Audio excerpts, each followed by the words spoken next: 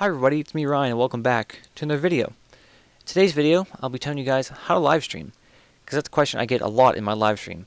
People aren't sure exactly what to do, what their settings should be, and all that stuff. So hopefully I'll be able to teach you guys a little bit of something and how to optimize the settings I'm about to show you for your own use.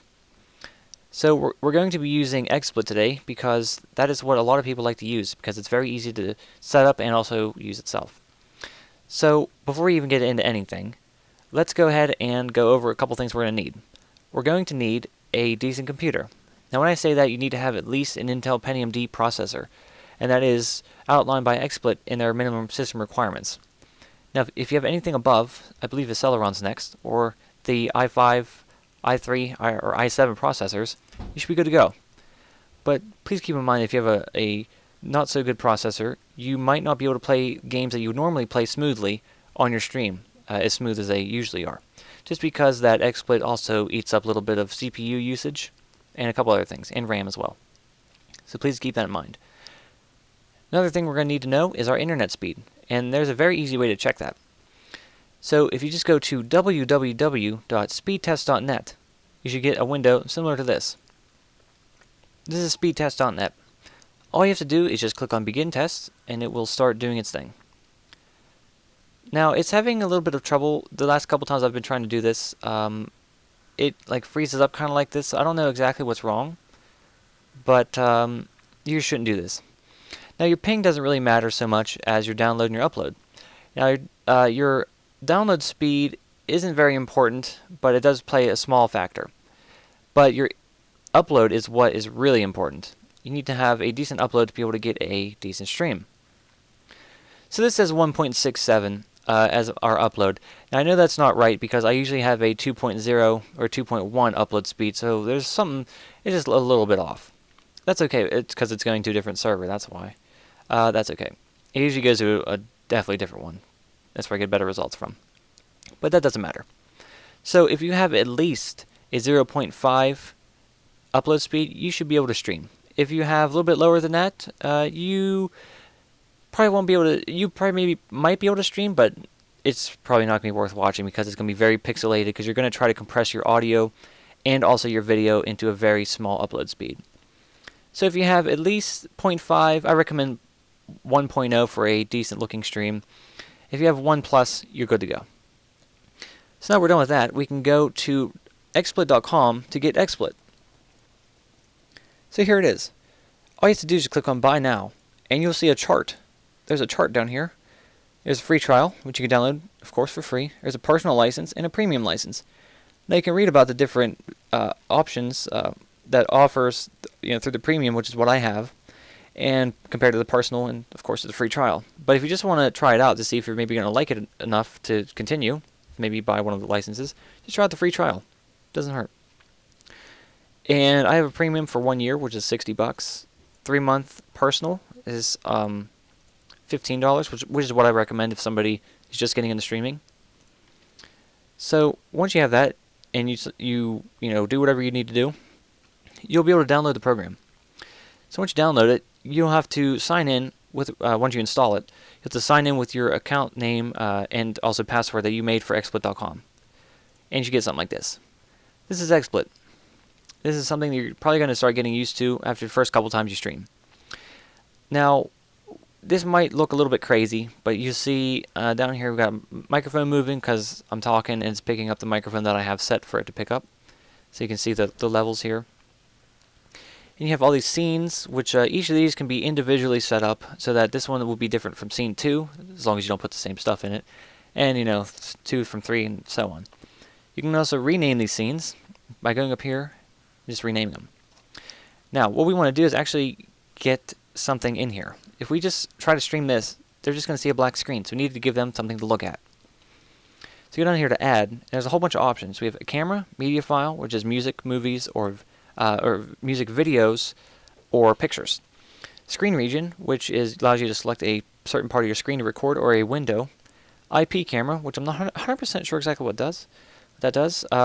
Game, if you have a certain game that works with DirectX, like 9, 10, or something like that.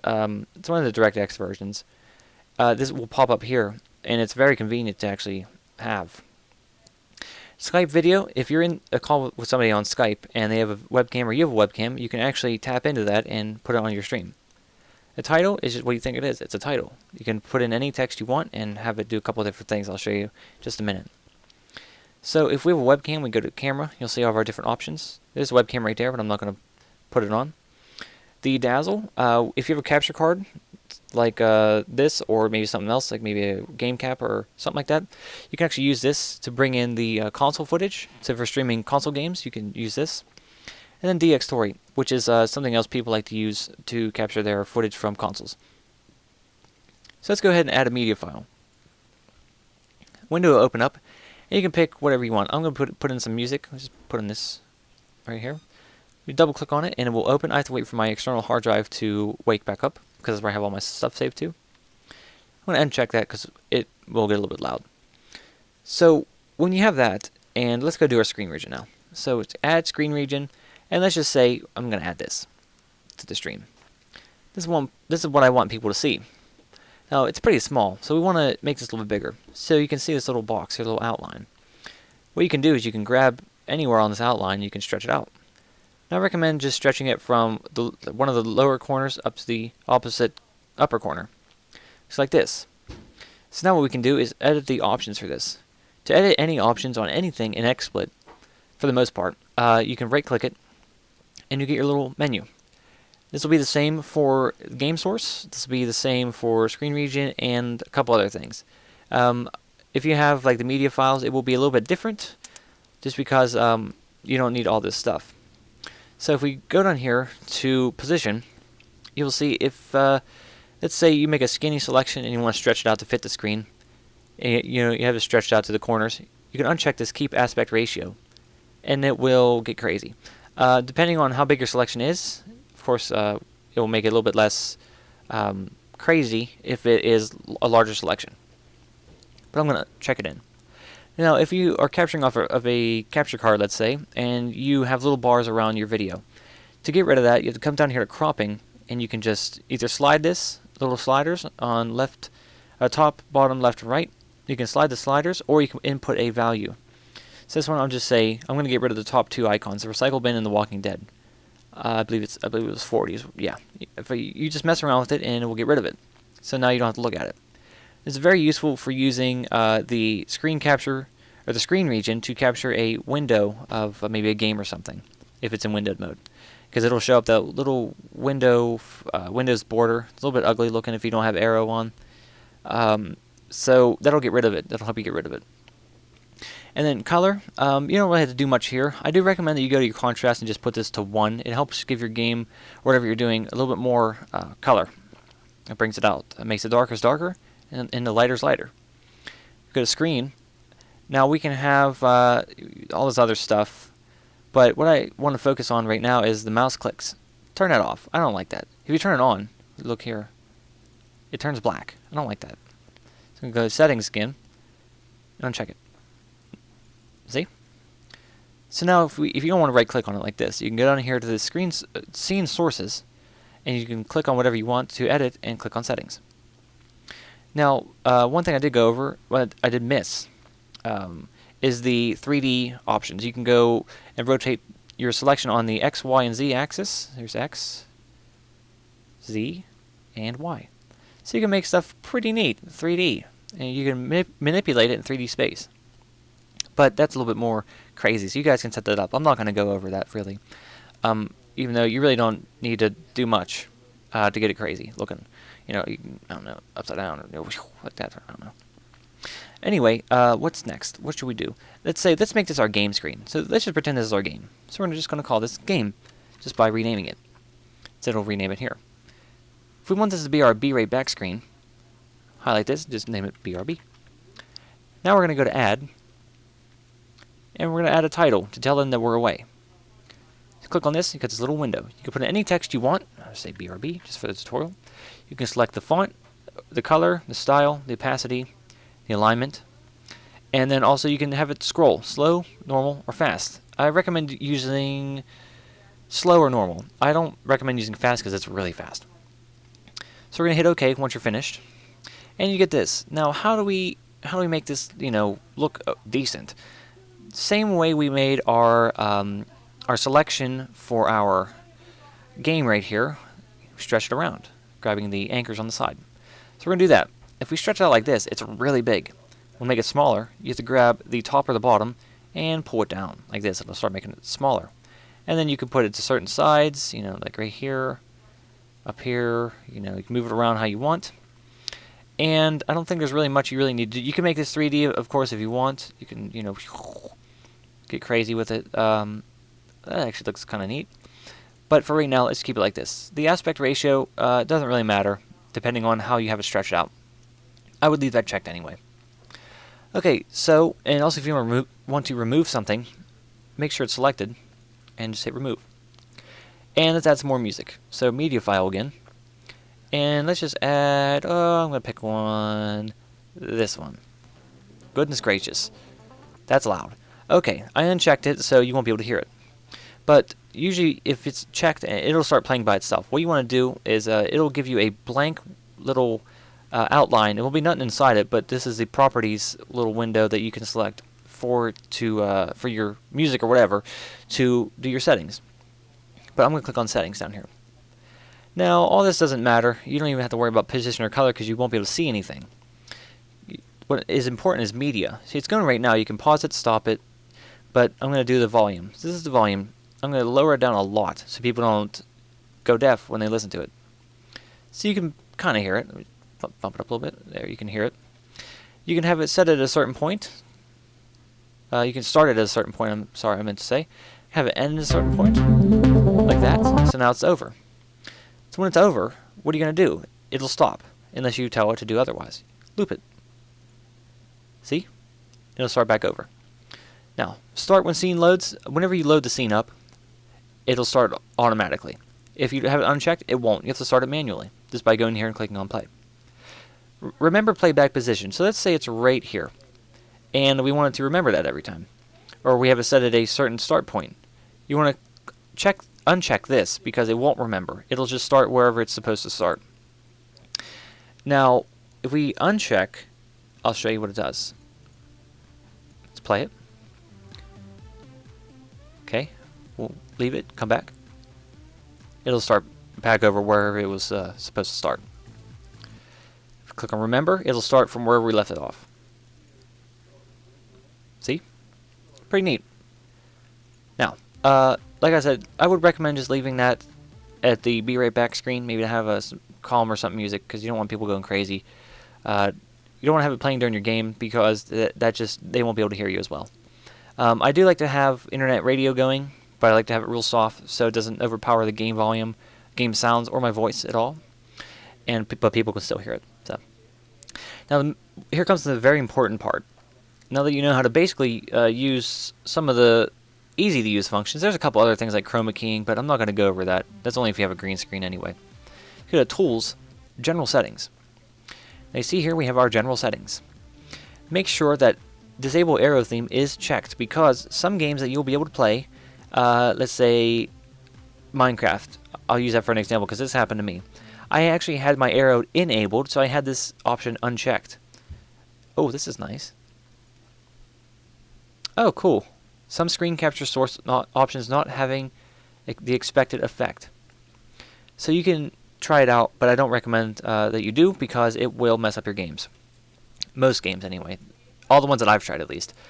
So just leave this checked. The virtual camera output is if you're using like DxTory or something else to capture your console footage, so you can leave that checked. Game source. Like I was saying, it sets it up for you. Just have to select it from the add menu down here. And so, but the only thing is it cannot capture full screen games. XSplit cannot capture full screen games. You have to have a windowed game. So most games offer some sort of windowed option if they're a little bit newer, and some even offer a windowless, or no, a borderless windowed option. It will practically look full screen, but it won't be. So you'll be able to capture it. You have to use your game source, and you can't really use XSplit that way anyway. It won't work. Hide from screen region. If you drag this in to your recording region during your stream, people will be able to see this if you don't have this checked. Check it in, people won't be able to see it. It's like it never happened. Skype interaction. I'm not 100% sure exactly what this does. I haven't messed around with it, but it's unchecked by default, so just leave it unchecked. Microphone. Select your microphone. If you have a webcam microphone, make sure you select whatever one you want to use. If you have a Blue Snowball or something, or Blue Yeti, whatever it is, you can use that. But since I only have one, just select it, because I'm using my Turtle Beach headset. Windows XP sound. This is a new function. If you have audio problems that could relate to drivers for Windows 7, you can actually use the Windows XP. So if you click on this, it'll open up a little window. You can read more about this. It's usually just to combat the helicopter bug, which makes you sound like a helicopter. Cuts in and out really, really fast. You can select this to help compensate, and it sometimes fixes it, sometimes it doesn't. If it doesn't, it's probably problems with your other settings. Silence detection. What this does, if you're silent for whatever period of time, this is measured in milliseconds, so whatever value you put in here, you will, once that period's up, it will actually mimic you turning off your microphone. It'll just make it real silent until you talk again. My recordings, if you use this for local recording, because some people use this actually to record their game footage instead of like fraps and stuff, you can use this, just put it wherever you want. By default, it's in videos, XSplit recordings. And that's just about it for here. Now, what you're going to do is go to channels. This is very important. This is the important part. You're going to have to type in, or click on add, and you have all these different options. We're going to be live streaming to Justin/Twitch, which is probably what you're going to be doing too. If you click on that, this window pops up. So now we're going to put in our username that we registered with Twitch TV or Justin TV. Make sure, even though if you do have capitals in this in your username, make sure it's all lowercase, because it will not work. Like, the T in Tanky is capitalized on my channel, but I have to type it in all lowercase. Okay, now once we're done, we can click down to password. You see my name popped up here. I'll get to that in a second. So put your password in. You're going to need to have the right password, or else you won't be able to stream to your channel. Now it says channel. If you didn't get anything like this, make sure that you did not put any capital letters in here, or give it a little bit of time if you just made the account. Sometimes it takes a little bit longer to do. If that's the case, just maybe give it a little bit of time, come back in maybe 15 or 20 minutes and try it again. You should get this. If you get this, you're good to go. If you didn't, like I said, just try those things I just told you. Location. Now this is really cool. This never used to be here. It used to be just like a little window for you, a couple places to choose from, but now you can actually see your ping to all these different servers. Try to find the one with the lowest ping. Mine happens to be this one I actually use on my regular settings. US East, Ashburn, Virginia. Okay, so I'm going to click on that one. Like, I used to use New York, but the ping is pretty high on it, and if it's yellowish, you don't want to use it. If it's red, definitely don't want to use it, because it's going to take forever, and your stream's going to lag. So I'm going to click on the lowest one, and I'm just going to click out of it. Oops, maybe not. There we go. Now, preset. I would leave this at very fast by default.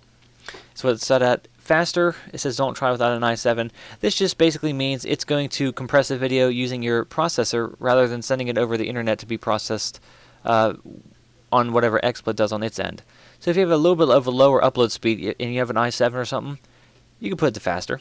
The lower you go, the more CPU it's going. Like, you have a monster here. See, the more lower you go, the more taxing it's going to be on your processor. But I recommend just using very fast. That's why I have it set at normally, and it works just fine. Quality. Now, from 6 to 10, I don't notice a difference, but lower than 6, you can start noticing. So I just leave it at 6 for now. If you think your computer can handle it, you can put it up to 10 if you really want to. Now here comes a super important part. Now this is what makes or breaks the stream right here, is the VBV max bitrate and the VBV buffer. Now, let's refer back to our speed test result. We have a, well, this is wrong. Let's just say I have a 2 megabit per second upload. So in kilobytes, that is 1,000 kilobytes is 1 kilobits is 1 megabit. So I have a 2.0 megabit upload, so that's going to be 2,000. Instead of just going and putting all of it in, that's a very bad idea, because if somebody gets on your home network, if you have other computers in your network, or you try to play online games, your stream's going to go crazy. It's probably going to start lagging and dropping frames, and people probably aren't going to be able to kind of see what's going on. So what I recommend is just taking 75% of this. So let's get our calculator out. Because if you have a weird value, you can actually get an exact number. So let's say 2,000 times 0.75. 5, not 4. I get 1,500. And that's the recommended what I use for mine. If you have, let's say, a 1.0, let's say 1,000 times, not divided, 1,000 times 0.75, 750. So whatever you do, just take 75% of it roughly, maybe chop a little bit extra off, maybe 10 or 20 kilobits, and put that in the box. So let's just say I'm going to use, for my streams normally, I use actually 1450. I can actually go a little bit higher than that, but I just choose not to because this is what works for me. And your buffer should actually match it. Sometimes, in some instances, it may double it, but whatever it does, don't change this because it will actually mess it up as well. Your resolution, don't worry about this. This warning window pops up. Just don't worry about that. We'll get into resolution in just a minute. This will be one of the last things we'll do. Now, your audio is very important as well. You can use the 44.1 kilohertz 16-bit stereo. That's up to you. That's the best quality. What I actually personally use, because if I use this, it actually makes my stream a little bit choppy. The audio, at least. I actually used the 22.050 kilohertz 16-bit mono. Now, some people if they try to tell you, if you try to use mono, it'll only come out of one earphone. In some cases, that does, but for XSplit, it doesn't. I actually use mono, and I get voice out of both earphones. So we're going to click on that. And I usually leave the bitrate as the highest it can go at 64,000. If you're using a higher bitrate, like 44.1 kilohertz, just leave it to default for now. If it's messing up, maybe lower it, or go to a lower format. So we'll leave it at that. The codec, don't put it to Speaks. AAC-LC is the only one you'll be able to have except for Speaks. Speaks is dumb. Don't even try it. And that's just about it. All you have to do is just hit OK. It's going to save your settings. This just already exists, but you'll just say OK, and hit Apply, and hit OK again. Make sure save my other ones. Make sure all these are right. Yep, these are all good. I'm going to just hit Cancel out of that just in case I don't want to mess up my stuff. So now that you're done here, you just hit Apply and OK, and you'll go back to here, and you're ready to go. You're ready to test it out. You'll be here to broadcast, and you click on Justin TV/Twitch TV or whatever you're streaming to. And I forgot to go over resolution again. Hang on. Before you do that, let's go to View, Resolution. And if you go down here to Edit Resolutions, you'll be able to pick whatever resolutions you want to be able to see. I recommend checking all the 16:9s because that's the regular resolution that everything is usually in. If you have 4:3, I believe that's widescreen, I think. But resolution, start out at 640 by 360. And if you think you can go a little bit higher than that, 480, and then higher than that, 720. I don't recommend doing 720 unless you have a 1500 kilobits per second in your buffer. So since I have 1450, I'm not even going to try it because it'd probably mess up. I stream at 480. Click on this. The window's going to get a little bit bigger, depending on what, or smaller, depending on what resolution you use. If it's getting in your way, if you only have one screen, go to Scale Viewport, and you can actually shrink this down. So it'll scale it down, and you can actually move it around a little bit more and put it down in a corner or something. So I'm going to put that back up to actual. And then back down to 360. Now the next thing, your frame rate doesn't really matter. 25 to 30, can't really tell the difference. 25 below, you can start telling the difference. So I actually leave mine at 25. Works for me. Transition doesn't really matter as much. This is just the transition that'll show whenever you switch scenes. So this is just a fade. It'll fade into the next scene. This is how fast it takes. It's 1,000 milliseconds. And the projector, I'm not 100% sure what this does. But just leave it alone. So now you're finished. You can go to broadcast, click on this, and little red little bits of data will pop up here, and you can see how many viewers you have, what your average bit rate is. If you have it set to actual, if people are saying that they're noticing your stream's lagging, if you go to actual, you'll be able to see if you have any dropped frames, and it keeps going up, it won't stop, then you definitely need to redo your settings. You need to try to keep your dropped frames to 0 or hardly any. Maybe it might skip once or twice throughout the entire stream. Keep it at 0, or else people will not be inclined to watch.